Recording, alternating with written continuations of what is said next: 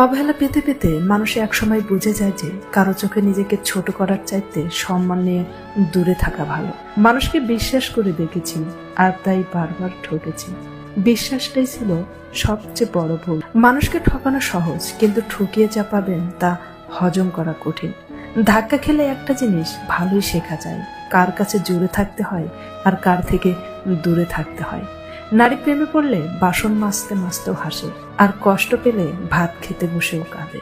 মিথ্যে নাটক আর চালাকি করতে পারলে নিজের খারাপ চরিত্র চাপা দেওয়া যায়, আর মিথ্যে নাটক না করতে পারলে ভালো চরিত্রকেও ভালো বানানো যায় না। গুরুত্ব দিলেই বিরক্ত, আর না দিলেই অভিযোগ।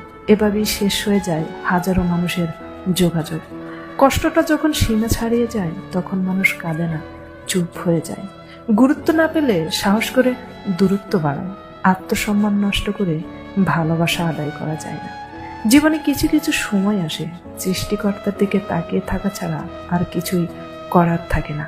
মাঝে মাঝে কষ্ট পাওয়া ভালো, কারণ কষ্ট মানুষকে বাস্তবতা শেখায়, যে কোনো পরিস্থিতিতে মনের জোর বাড়ায়, একা বাঁচতে শেখায় এবং আপন মানুষগুলোকে চিনতে শেখায়। মানুষের পতন সেই সময় থেকে শুরু হয়ে যায় যখন সে নিজের আপন মানুষকে হারানোর জন্য পর মানুষের পরামর্শ নেয়।